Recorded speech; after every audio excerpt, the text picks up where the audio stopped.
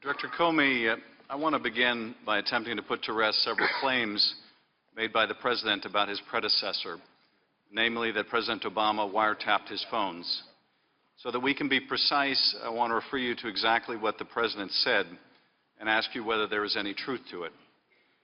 First, the President claimed, quote, "Terrible. Just found out that Obama had my wires tapped in Trump Tower just before the victory.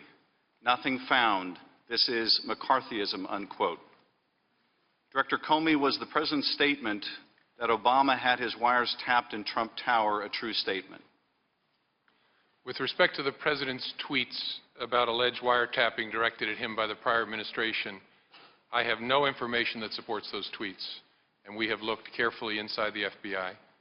The Department of Justice has asked me to share with you that the answer is the same for the Department of Justice and all its components. The Department has no information that supports those tweets.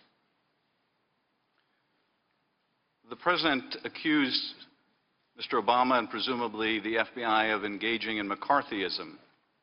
As you understand the term McCarthyism, do you think President Obama or the FBI was engaged in such conduct? I'm not going to try and characterize the tweets themselves. All I can tell you is we have no information that supports them. Were you engaged in McCarthyism, Director Comey? Try very hard not to engage in any isms of any kind, including McCarthyism. The President second stated, quote, "Is it legal for a sitting president to be wiretapping a race for president prior to an election? Turned down by a court earlier, a new low," unquote. Director Comey, can you answer the President's question? Would it be legal for President Obama to have ordered a wiretap of Donald Trump?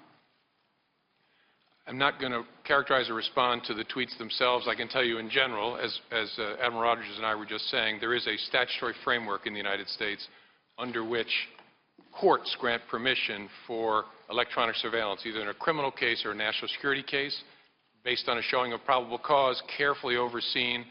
It's a rigorous process that involves all three branches of government, and it's one we've lived with since the late 1970s. That's how it works. So no individual in the United States can direct electronic surveillance of anyone. It has to go through an application process, ask a judge. The judge can then make the order. So President Obama could not unilaterally order a wiretap of anyone? No president could.